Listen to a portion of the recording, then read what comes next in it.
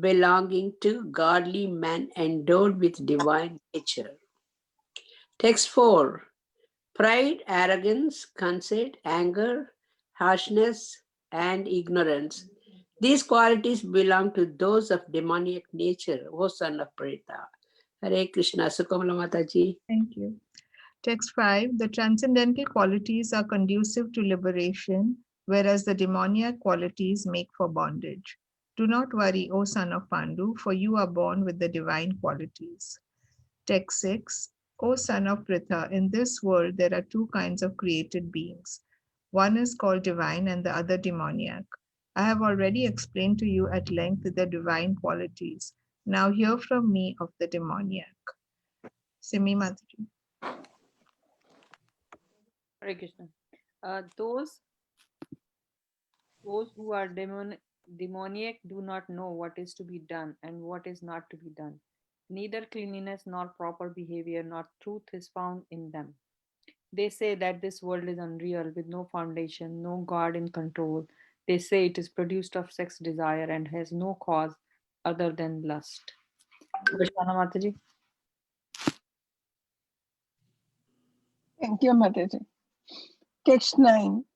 Following such conclusion, the demoniac who are lost to themselves and who have no intelligence engage in unbeneficial, horrible work meant to destroy the world. Text 10. Taking shelter of insatiable lust and absorbed in conceit of pride and false prestige, the demoniac, thus illusioned, are always sown to unclean work, attracted by the impermanent. Hare Krishna. Sadhana Mataji. Okay, we just have to scroll up. Thank you. They believe that to gratify the senses is the prime necessity of human civilization. Thus, until the end of their anxiety is immeasurable, bound by a network of hundreds of thousands of desires and absorbed in lust and anger, they secure money by illegal means of sense gratification. Text 13 to 15. The demoniac person thinks, so much wealth do I have today, and I will gain more according to my schemes. So much time, so much is mine now, and it will increase in the future more and more. He is my enemy, and I have killed him, and my other enemies will also be killed. I am the Lord of everything. I am the enjoyer. I am perfect, powerful, and happy. I am the richest man, surrounded by aristocratic relatives. There is none so powerful and happy as I am. I shall perform sacrifices. I shall give charity, and thus I shall rejoice. In this way, such persons are deluded by ignorance. Sutta Pamaj. Yes, thank you, Mataji.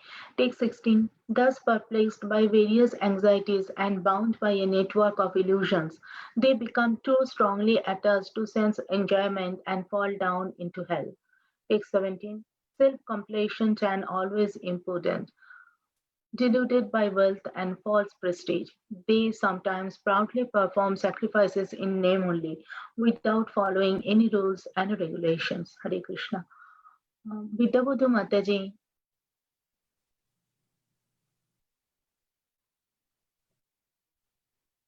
Hare Krishna. Those who are envious and mischievous, who are lowest among men, are perpetually cast into the ocean of material existence, into various demoniac species of life. Text 20. Attaining repeated birth amongst the species of demonic life, O son of Kunti, such persons can never approach me.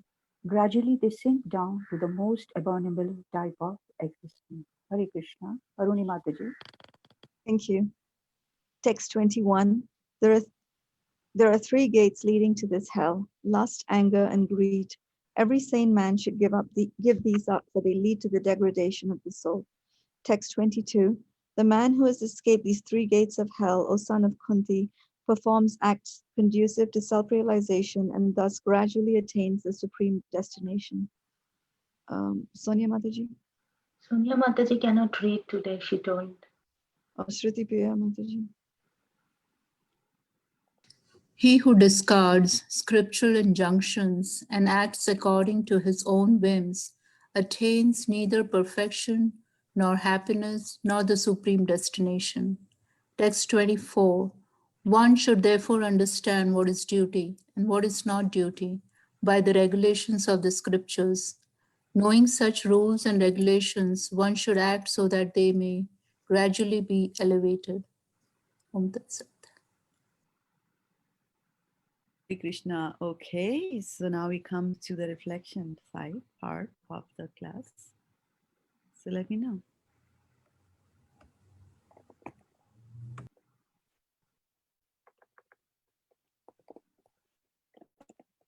No reflections? Should we go to 2.62?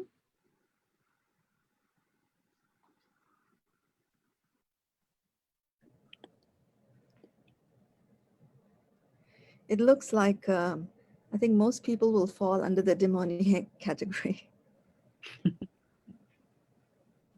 with all the traits and qualities that are listed.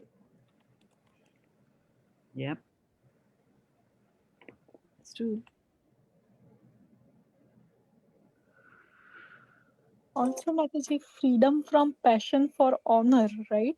Sometimes that is so subtle that we don't even realize that how prevalent it is in us to even um, bring like I and mine in between. That is also like passion for honor, right? Because we are relating to us and not with Krishna. So I was just reflecting on that. Yeah. Yeah, the I part is the part I am. I am something. And therefore, I deserve this. Deserve others to think about me, right? And Vaishnav Prabhu says such a nice thing, and he gives such a nice example. And we see that a lot, at least from where I come from, is that like you go, especially among relatives, you go to meet a relative, and then, they did not respect me enough, right? In Hindi, they say, "Hame pucha hi nahi." Right? And then the whole life goes in there. Yeah, or once that slip happens, and then for the rest of the life, they are like, they did not think about me, they did not honor me enough, it was not good enough, the tea was too cold, like that. And this feeling actually intensifies during the wedding ceremonies. That time people are at their peak. I'm like, I have come here, I deserve the best room in the hotel, I deserve this and I deserve that. So that kind of a thing always comes. And Vaishnav gives such a nice example, and he says that um, if at all you go to some place, like you're visiting somebody or you have come to the temple or any place, right? If your mood is that, how can I serve over here, then saying, how can I be served? And which is to your point, Khyati Mataji, where you said that because we have forgotten Krishna. And what is it that we have forgotten about Krishna? The fact that we all should be serving Krishna.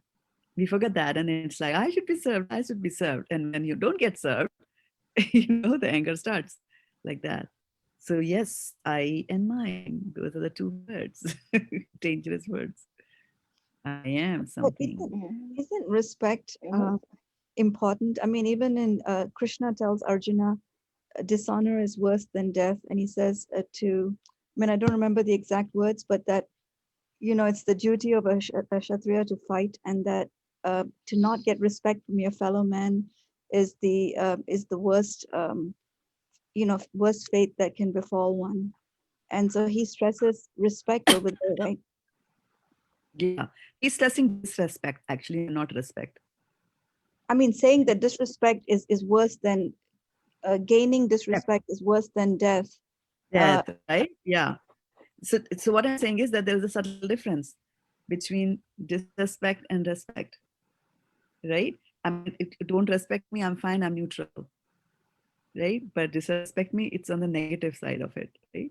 So when he's telling Arjuna that for a Kshatriya has got this thing, they are in a mode of passion, right?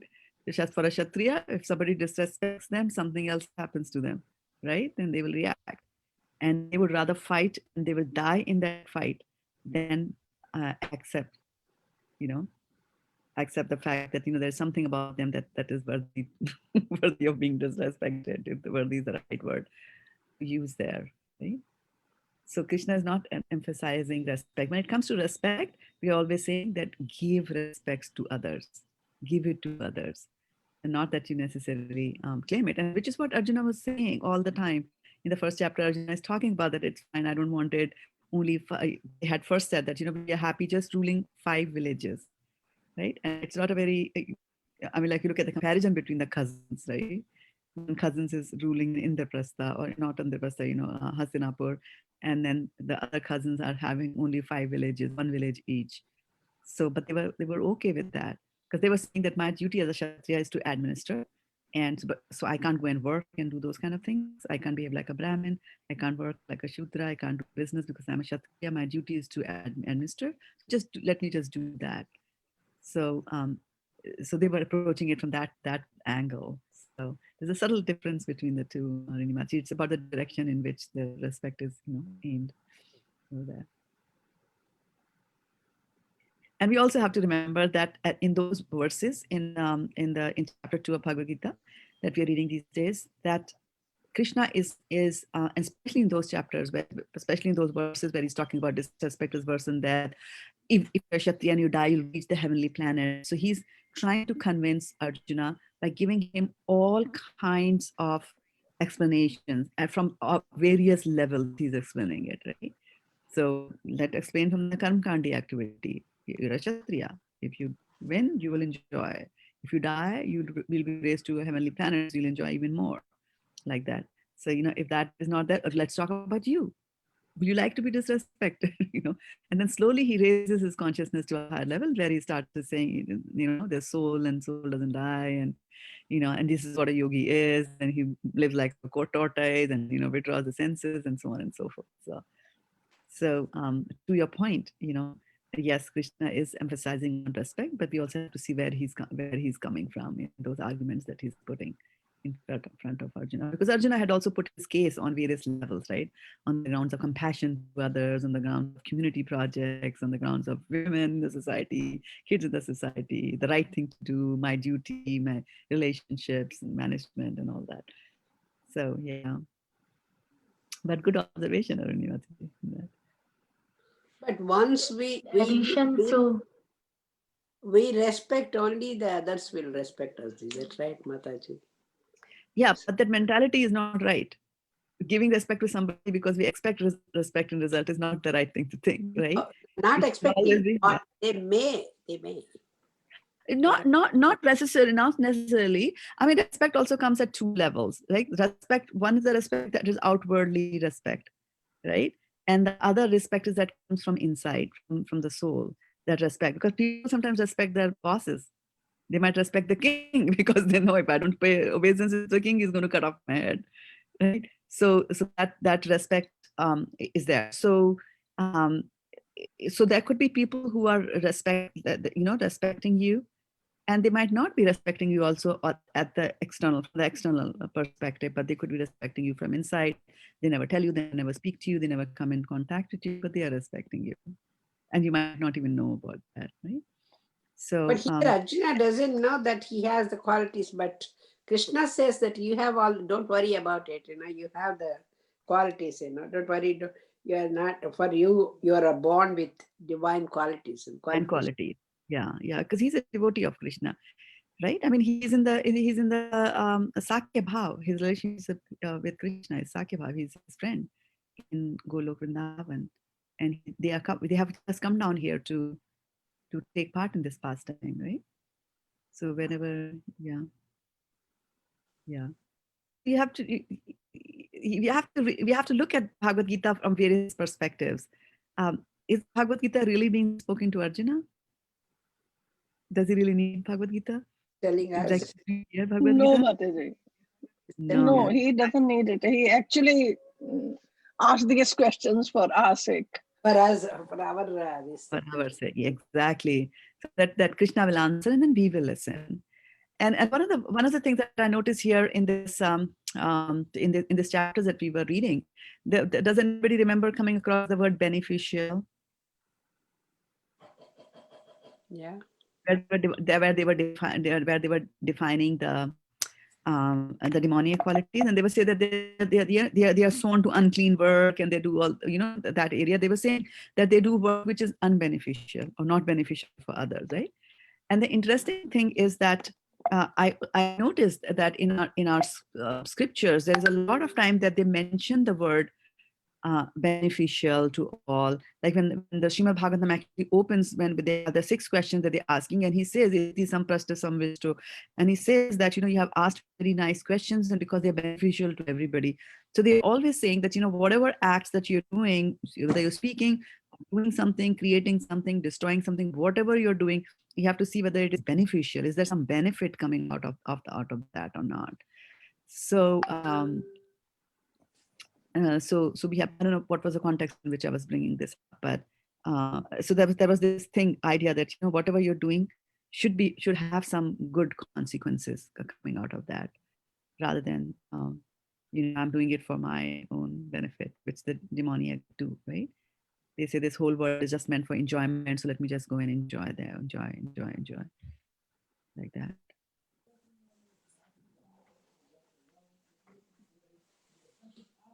That's good. Yeah. So so more on chapter 16. And are we changing the chapter this Sunday when there's Ekadashi, or we have one more? No, we have one more. One more round, right? Yeah.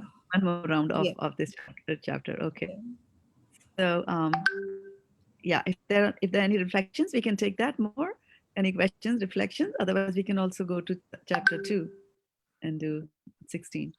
Yes, Mataji, Yes, Mataji. I remember just one day you told that who can insult the soul. So in this way, we can think that there is no respect or disrespect for the soul. So if we are the soul, we can think in that way too. Won't be affected. Very nice. Yes, very nice reminder for all of us, right? So don't run after all these things. Yeah, yeah. And don't get worked up by all these things, right? Because nobody can really insult you. It's entirely up to us. And this is actually what devotional service does to you. And about like, how Sutapa's mind is getting wired. And why is her mind getting wired like that, to think like that? Because she's listening to Krishna Katha. Right? For so many years, she's listening to that, right? Same scriptures we're reading, same thing she's reading again and again. So that's why they say Shrumatam Swakatha Krishna Punya Shravana Kirtana Hridaya Anthasto Hiya Bhadrani. So it gets, so otherwise what happens is that depending on the kinds of thoughts that you have, and I always give this example of, mind is like a child. And if the child comes and says before dinner that I want to have an ice cream, and the mom will say that, no, let's have ice cream after dinner. And the child goes away, after some time comes back again, I want some ice cream. No, after dinner.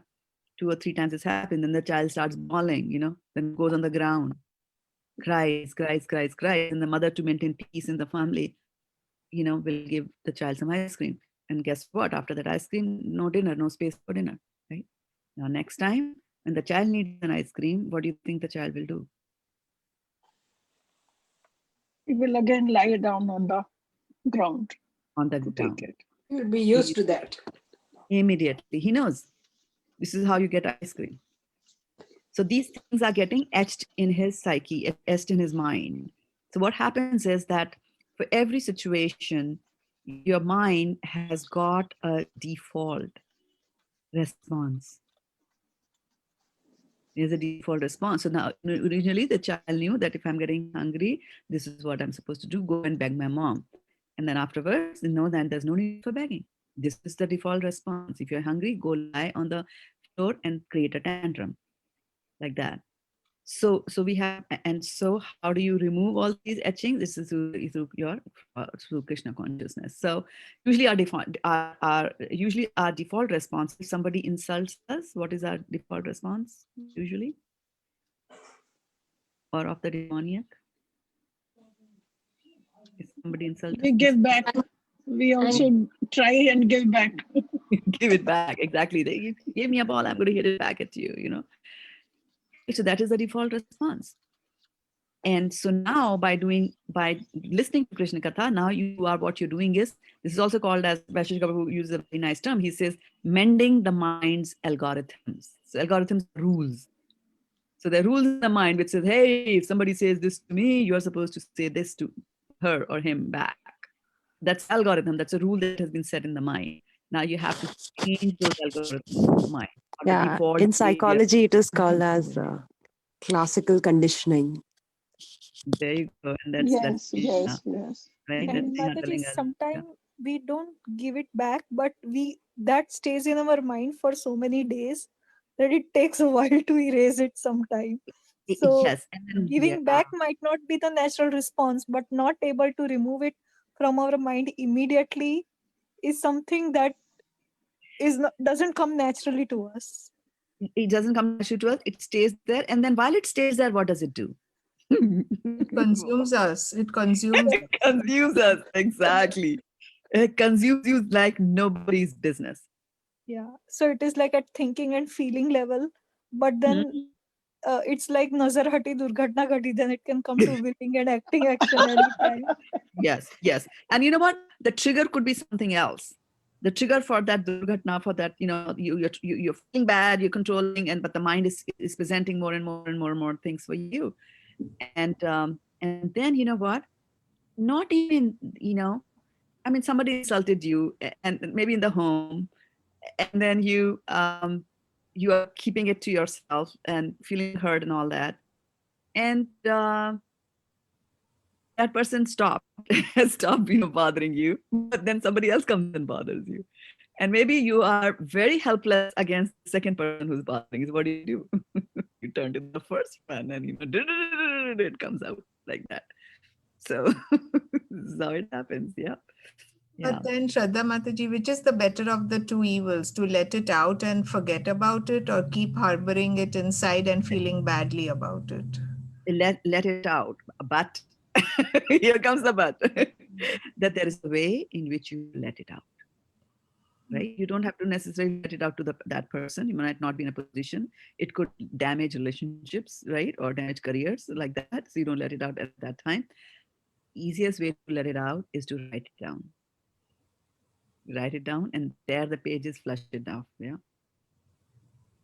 Or drain it away like that. That is one way. Second way is turn to your mentor and say that, this thought is bothering me, and mentors will, always show you the right way. And since they will show you the right way, and because you're looking at the right way, your feelings will become better because it is the right thing. It is beneficial to you. That'll happen. The problem is Hare Krishna. that we don't wait, because we have already got a default response wired in our head, right? And it just will come out naturally. It runs on autopilot. Prashana, Mataji. Mother, you see, this thing, say disrespecting somebody, disrespects or something. You see, it does bother you in the mind. And you see, after reading Bhagavad Gita, I've come to the conclusion that it doesn't take you anywhere. It is better, but it is very nice if you have a very close friend and you talk it out. And then what happens is you become light, and the atmosphere also becomes light, Mataji. Yes. So Yes. you have taken out your, you see, whatever you had in mind. So you've taken Right, out. right. And two things. That's why in the nectar of instruction, it is said that dadati prati granati guhyam akhyati prichati bhunkte bhajate cheva shadvada priti lakshanam.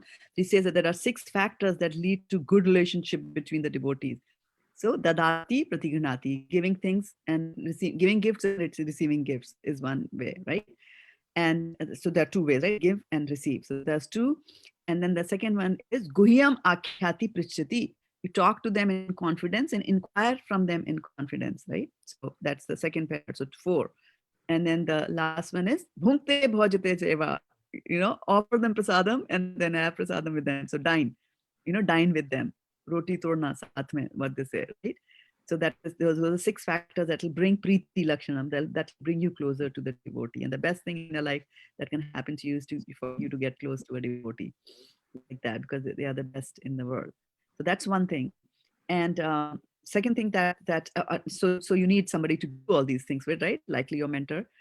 And so Vaisheshika Prabhu again says that these are, one of the 5 factors of success that he says, and this is one of them, and that is, he says, you should collect mentors. You know how as kids, sometimes we collect postage stamps. This is from Hungary. This is from Budapest. This is from America. So we keep on bothering uncles, aunts, and friends, like, hey, anybody of you, anyone? And if we're like, did the country come out with a new stamp and things like that? You collect stamps. There are stamp albums, and you can post the postage stamps and all that kind of stuff. You're collecting, right? So we have, as human beings, we have this trait to collect material things, right? Here he's talking about collect mentors. The more, because not one person will be the ideal mentor for you. You could be in a situation in life where you need financial guidance. So your spiritual mentor won't be able to tell you anything. The spiritual mentor will say, rich or poor, it's all the same, right? They can be at the level of Uttamadhikari. They don't see any difference, right? So when you need financial advice, you have to go to a financial mentor, right? Like that. Relationship management mentors, and then, Shastric mentors, and so on and so forth. So, but you should collect mentors because they'll always guide you in the right direction. And it's not possible to do anything without mentors. I mean, what's a cabinet ministers for a prime minister, right? And the king used to have antarang salakar. Kings also used to have pradhan mantris, and the king never took decisions. A good king never took decisions all alone like that. Mataji, I'm going to send you many texts now. If somebody bothers me, I'm going to text you. Yes, please, yes. Because it gets out of the system. It gets out of the system. Sometimes just turning to your friend or a mentor and just saying, I'm feeling so low, somebody behaved badly with me. And they'll be like, they'll just help you come back to normal. And again, remember, this is how we stay. And once in a while, we go out. We have to come back, right? There's a spike, you go there, and then you come back. You spike, and you come back like that, right? Sometimes you have to spike because of your duties. You have to scold somebody, then you come back, right? Somebody insults you, and then you come back like that. So we have to stay grounded, here at the center. Thank you, Mataji. So yeah, easier said than done. Easier said than done, Mataji. It's very hard because, our minds are so wired up to get upset for small things that are just, as you said, it goes up quickly. And at that moment when we lash out, we will say bad things and whatnot. If we keep it inside, then also it will just, it will keep burning us inside, and then we will say it in a bad way. So unless there is unless we, again, surrender to Krishna, and then only, I think, with under his shelter only, we can maybe progress to control this kind of feelings inside and outside, which is very hard also. So right. So sometimes people say that if you have feelings, you just let them out, and you give it back, otherwise you'll keep it all bottled up. You have to let it out. Yes, you have to let it out, but not necessarily in that way. If you get angry, then every pore of your body gets affected by that. You feel it, right? When there's anger coming, even the legs start shaking. You shake from anger, right? So, yeah. Angry time, if we talk, we don't know what we're talking about. If you're talking, because mind has become bewildered. It becomes that is a wrong thing. But that some moments it happens, but it's not good. We all know that it's not good, but sometimes anger is actually not good for devotional service. It's a hindrance to devotional service. So if there are bouts of anger, we have to really do something to chant extra rounds to come into and to raise ourselves again, come up to the higher level of consciousness. Chanting helps. So Mataji, this is like a lifelong working out, or trying to juggle these things, right? Because this 3 modes of material nature is always affecting us. I mean, in the morning we get up in the mode of goodness, we do the things, we think, then somebody comes along and then our samskara, and we lash out, and although we are practicing, unless we are so purified that we don't see the bodily a perspective of how things are coming at you, and we see the soul, then it doesn't affect you. But it is a long battle, I feel sometimes. I have only bad news for you, Mataji, because not for you in particular, but in general.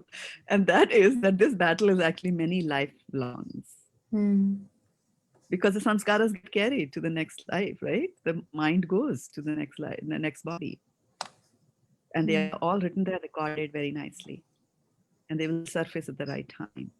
And then, so how does the sanskar, how do these sanskars go away? The etching. Etching means that there are some gutters. Like if the mind is was supposed to be a smooth surface like this, now it has got holes like this.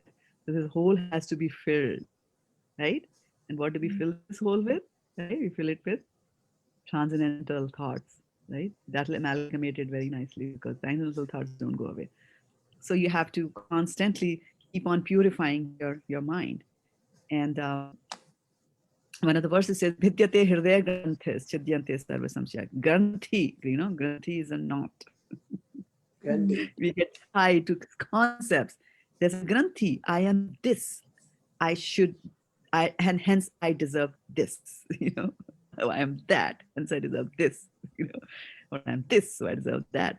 So these are wired things. And who was saying that our minds are wired, right? So wiring means that, you took a wire from here, you plugged it in, you had another wire, you soldered it over here. This is how the wiring works, right? For the mind. And what is it? Wire, each wire is a knot, each wire is a knot, each wire is a knot. And those knots have to be opened up. And only devotional service can open up the knots. But isn't that a fantastic way of opening the knots? And also association is so important. I mean, add as much as you can get, that is, devotee association.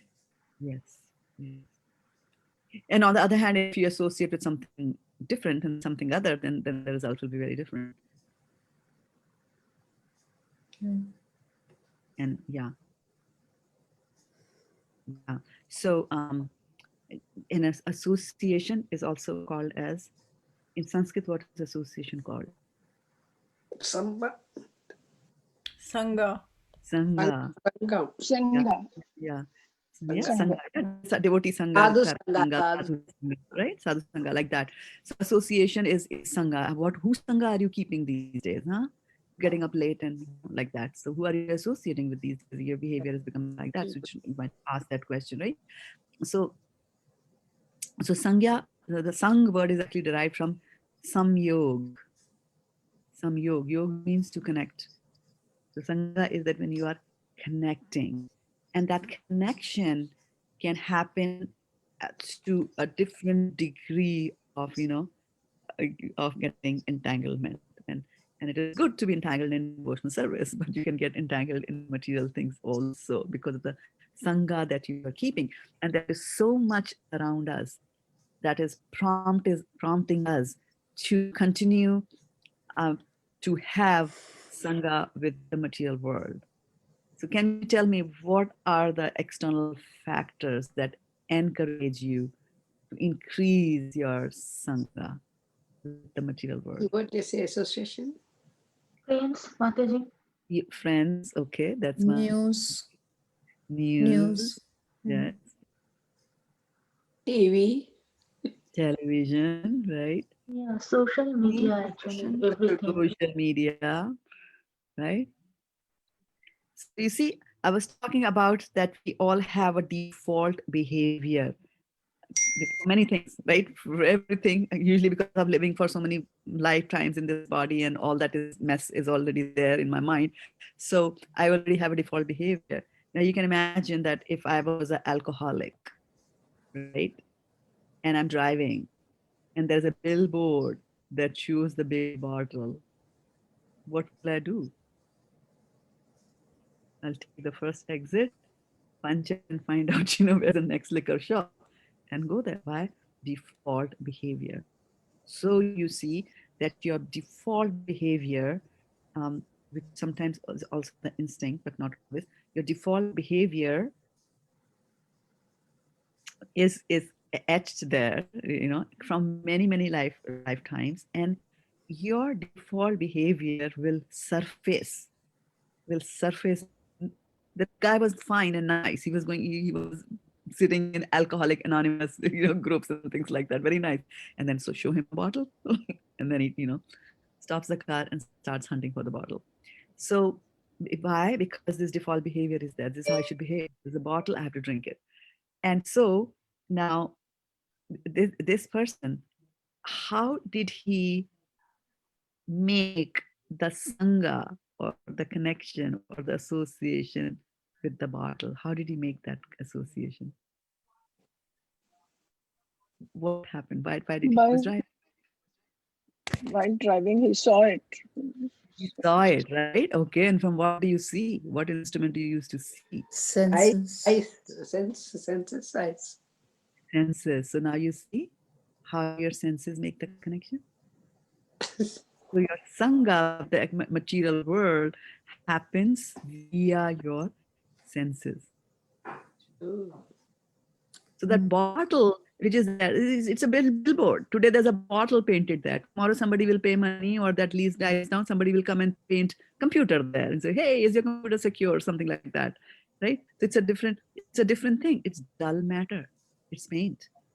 What makes, you can have a computer painted in red color, and you can have a bottle of wine, painted in red color, right? Or red, or whatever is the wine color, burgundy red.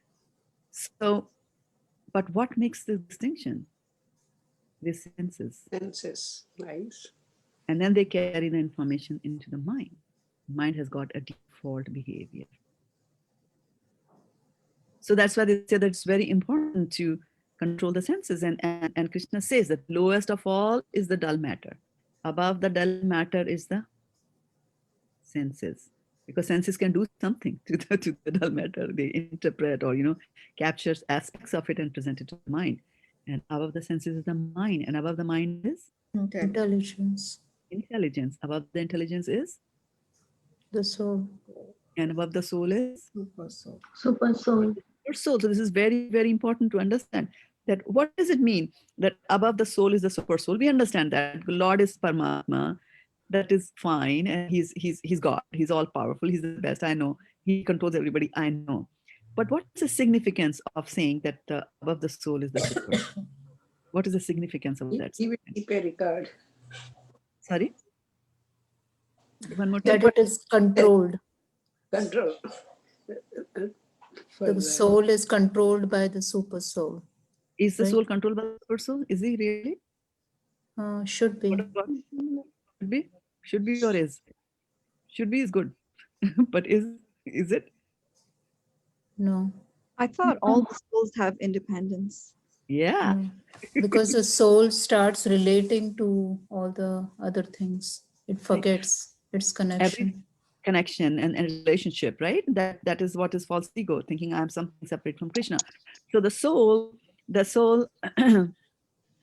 is there, and the super soul is also there, and the job of the super soul is the uptrishta anumanta.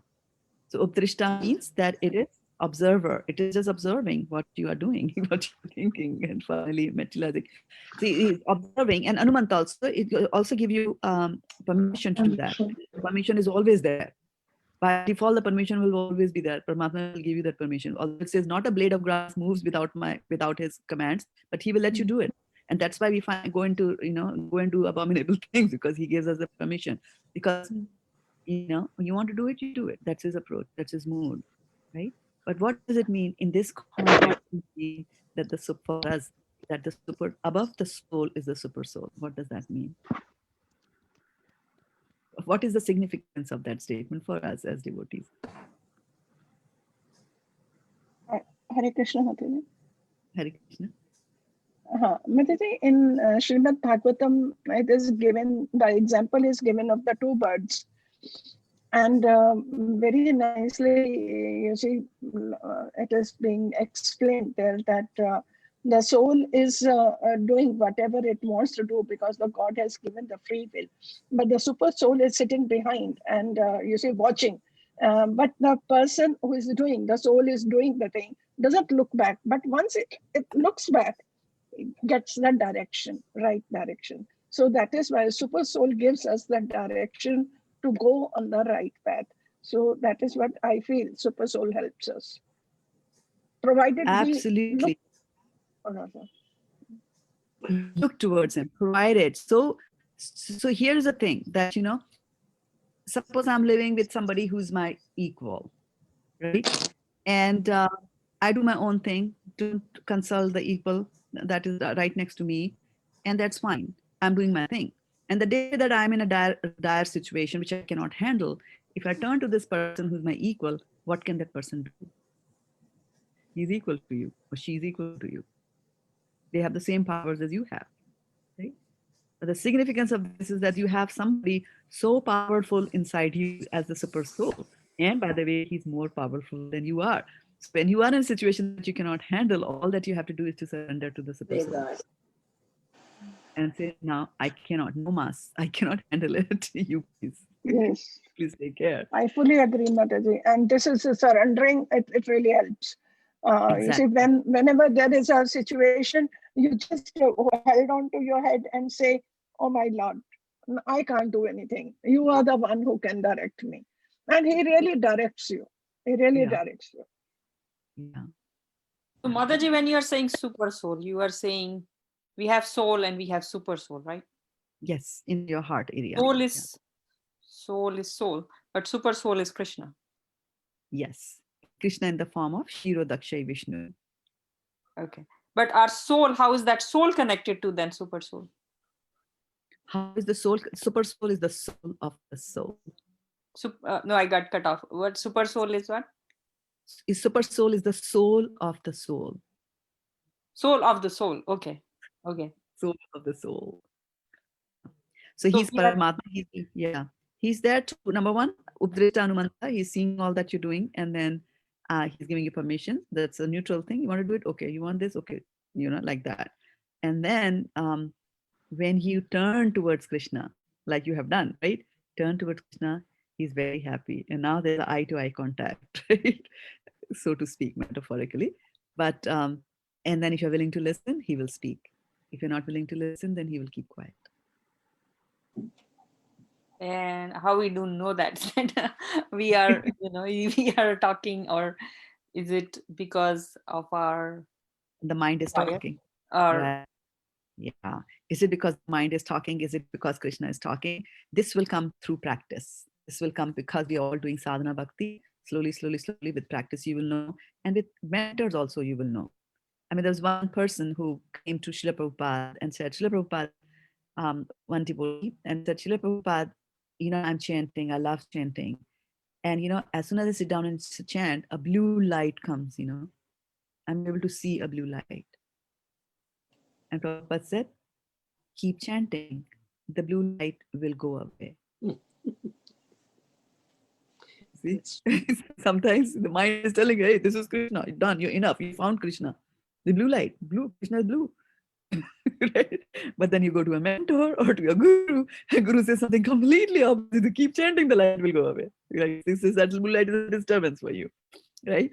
So yes, you're right. Not in the beginning, we will not know that, and this is very complicated, Mataji, that sometimes, one could say that, if you listen to God and did something, then you will feel good because you did something connected to the divinity, right? And you will feel good, and that is true. But you can also feel good after listening to the mind. And this is how complicated Maya is. So it's very difficult for us to go through this complicated structure, and we don't have the intellect to be able to handle that kind of workings of the mind. It's workings of the mind are very complicated. And so Mataji, all that you can do is surrender to Krishna, take help of superior intelligence. And people do that. I mean, there are companies that hire consultants and they pay them big fat salaries, right? Something is wrong now. Management consultants, they are paid so high. Why? they have superior brains than the one who are owning the company.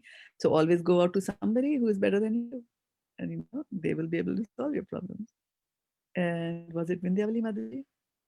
But how the same way that Draupadi did for a while, and then she Yes, very nice example. Yes, until yes, she surrendered, he could. First, she thought she can handle it, but yes, she took very her anger also out. Like all these pitamadas, everybody was there, but nobody's helping. But that was really something. But spur of the moment, humans, it happens sometimes. When it goes, like praying Krishna, oh God, we say. Now I can talk everything. When the moment comes, I don't know how I'll handle. That is what the weakness of mind, I think. yeah. So somebody asked Prabhupada once and said that um, what was it? It was about his, he was chanting. And then he said that, Prabhupada, are you fallen soul or not? Like we are all fallen souls, right? So that from that perspective, I think the question was, are you fallen soul or not? Prabhupada said, no, I'm not fallen. So then the devotee asked, disciple asked that, but then why are you chanting? So he said, so that I don't fall down. So that connection always has to be there. That connection, who said that? Savdhani hati durgatna gati. The moment your attention is diverted, accidents are going to happen. And accidents can happen in devotional service also. So we have to be constantly single path. No, your senses can carry you away here and there, right? And it's a very interesting saying. It says that let me just remember how it is said. When something um, grabs your attention.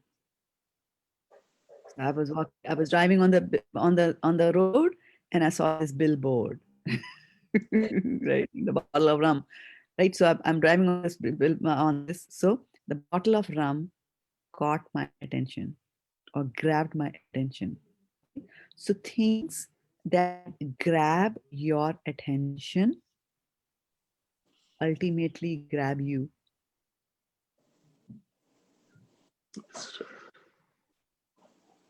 So there's a saying in Hindi. They say this area is known as which we call as a wrist, right? Or pocha. This is called pocha. This area, and this is finger or the ungli, right?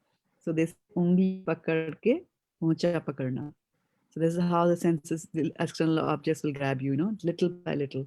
First, just hold the finger, right? Slowly grab the hand, and the control is there, right? Like that. This is how external things are going to will do control us. It starts with a small thing. That is how bad habits and addictions are formed, right? I mean, every alcoholic started with one sip of wine, right? One harmless little sip, or one swig of the smoke. Even gambling also like that. Gambling of one game that you won. Yes. One game. One game will go. The first game that you win. One more. Yeah, more. No, I just have something to ask about when he said fallen down, but it's in a totally different context. It's not Prabhupada falling down, but I read something that someone had posted that Prabhupada had said that when someone asked him where he's going to go in his next life, and he said he's going to be preaching, or he's going to be going down to the lower planets to educate the souls there, the people there, the beings there. So, I mean, do you know anything about this, and can you elaborate? I don't know about his plans for which planet he was going, but I can definitely talk about falling down versus coming down or flying down or driving Yeah, down. I mean, he didn't say it was falling down. I mean, I'm just saying that reminded me of what I had read, that he was going to go down to those planets in order to bring some enlightenment to the people, the beings over there. Could be. Yeah, it could be because he's on a mission. That is his mood, right? That is Prabhupada's mood. But I don't know for sure where he, very delighted, because these liberated souls, they come and they work on projects. These are Krishna's projects, right? To preach and bring back the fallen souls back to Krishna. And that is, and nothing pleases more than that, right? Because we are Krishna's children, and if you lose a child, and if somebody finds the child and brings it back, brings him or her back to us, we'll be so happy, right?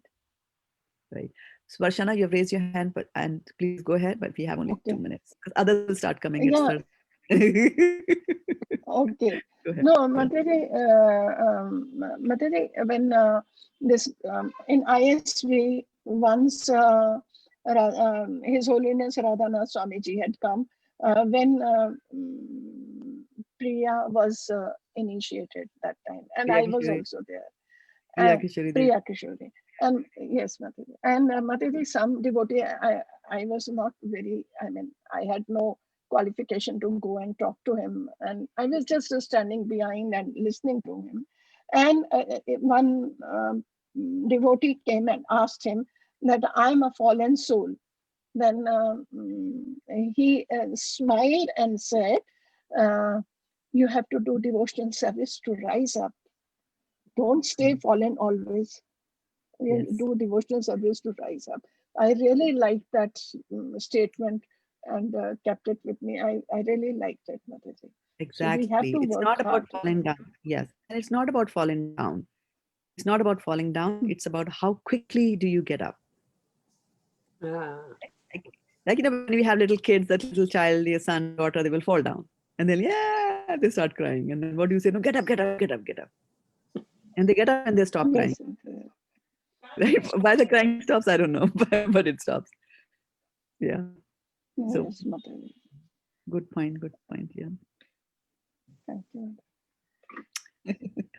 Okay, so it's 8 o'clock. I'd like to thank you all, the dear devotees who are watching us here on Facebook, starting with Dilip Bhai Patel Prabhu, Varshana Keshvi Devi Dasi Mataji is here, Varshana Mataji, and Hemlata Patel Mataji is also there, Vijay Lakshmi Nair Mataji is also there, Vindyavali Mataji, your namesake, and Arti Mataji is also watching us, and Sophie Mataji is also here today. Fantastic.